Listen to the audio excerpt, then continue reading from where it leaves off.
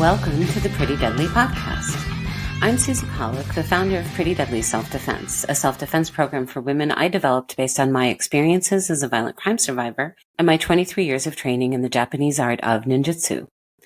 I'm going to dive right in, and in this episode talk about proportionality in self-defense. Before I go on, this episode is being aired during the week of the International Day to Eliminate Violence Against Women.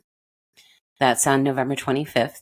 And no matter where you are in the world, I encourage you for this day, as for every day, to support your local domestic violence shelter, your rape crisis hotline, your homeless shelter, and your homeless outreach programs, because over 50% of homeless people are women, often escaping domestic violence situations. Pretty Deadly and its trainers all over the world will be giving workshops, courses, and lectures for this day. I personally will be working with Hilda's House, a Berlin nonprofit that empowers the Flinta community with menstrual hygiene and menstrual health resources, as well as paths to economic empowerment. Please support your local women and especially your local programs that work hard to eliminate violence against women. Back to our episode. So, proportionality in self-defense. The conflict in the Middle East between Israel and Hamas have raised questions of proportionality in self-defense.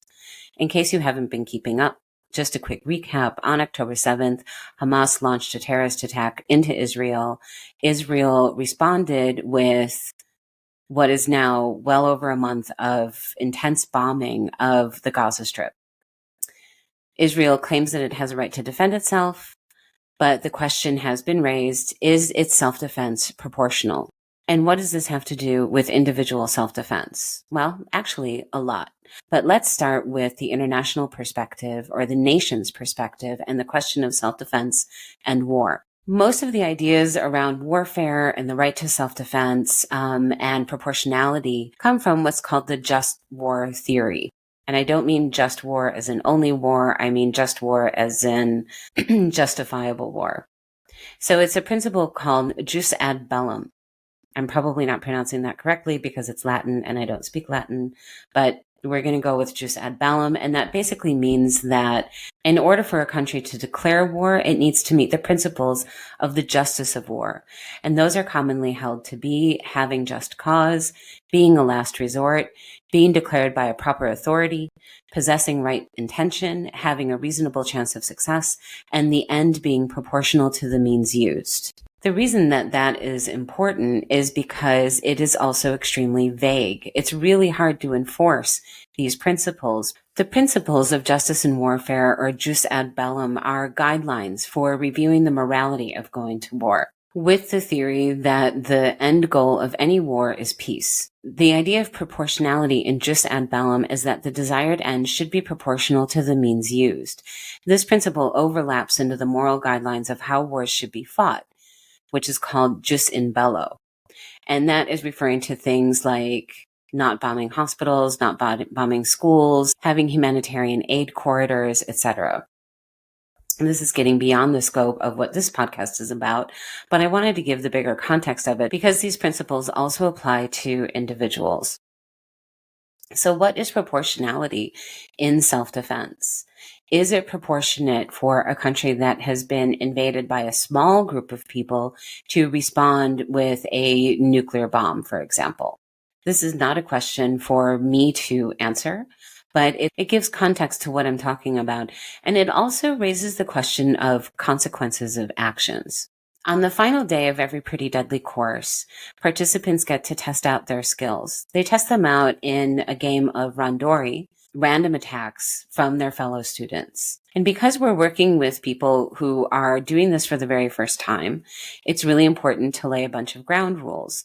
And the first ground rule that I always state is to remind everyone that the person who is defending will defend at the same speed and power at which they are attacked. So if you don't want to get hurt, do not go fast and do not go hard. We can still get the same practice and the same tools by being careful in our training. And remember, this is, of course, a training situation. It's not meant to simulate a real situation, and there are really specific reasons for that. What it is meant to do is to test confidence and to test movement and effectiveness. But then this is where it gets gray, because it has to do with intent and intention and the interpretation of intent.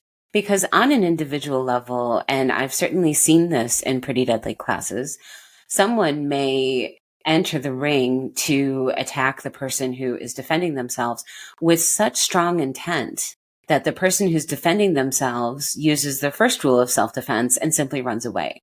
This is actually correct, and they don't fail. This is always a good idea. But that intention is so strong and so strongly projected that what the person who's defending themselves is picking up on is, I'm in real danger here. I need to get out. But it can also overlap with sensations of pain. So someone may attack the person who is defending themselves in a slow and careful fashion, but that person may have an extremely low pain tolerance and defend in a bigger way. It's a really tricky question. What is proportionality in self-defense? And this is where gaslighting can come into play a little bit too. It's not unusual, both in Pretty Deadly classes as well as in real life, for somebody to say, hey, you were going to attack me, and the attacker to say, oh, you were reading too much into that, or you're overreacting, or you can't control yourself. And turn the responsibility for the intensity of that attack onto the actual defender and make them feel like there's something wrong with themselves for what they were perceiving. It's important to remember, and it's important to remind participants in self-defense courses that your intuition is there for you. So you is there for you and you alone. And what I mean by that is, if I'm there on that final test as a self-defense trainer and I'm observing an interaction between two people, and from my perspective, it doesn't seem like an attack was that hard, but from the defender's perspective, it warrants a bigger response, that person who's defending is listening to her intuition, and that is the correct response. It's not my place to judge the perception of someone else. But it happens all the time. I've been in self-defense classes where other people are leading them, where they tell people, oh, you overreacted. Oh, that was too much. Oh, you didn't need to go so hard. And again, this is undermining people's training. This happens on a legal level as well. This past summer, there was a woman in Montenegro who was assaulted on the street by a stranger. He sexually assaulted her. She had been taking kickboxing lessons, and so she defended herself. The case went to court. The assailant was found guilty and he was fined, but so was the woman. She was given a fine for defending herself too much. The judge felt that her defense was out of proportion to the assault that she experienced. Her genitals were grabbed. Her breasts were grabbed. The guy forced his mouth on her. But that judge is saying, your defense was too much. So that judge was also saying, what you experienced wasn't that bad. That attitude comes from people who believe that women's bodies are not our own, that we don't have a right to determine what is comfortable for us and what isn't. And that's something to ask yourself, whether you are taking part in a self-defense class or you're a self-defense trainer.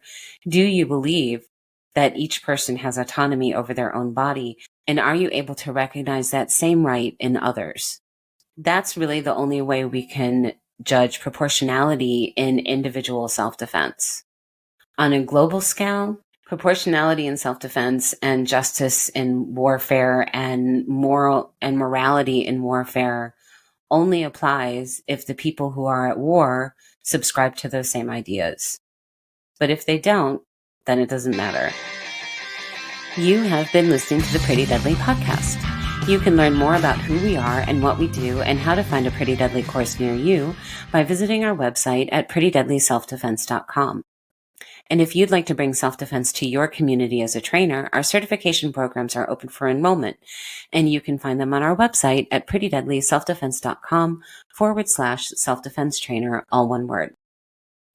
This podcast is produced by Singe Network for Pretty Deadly, recorded in Berlin, and our original music is the track Icarus Wish by Berlin band Dead Centuries, used with permission of the artists.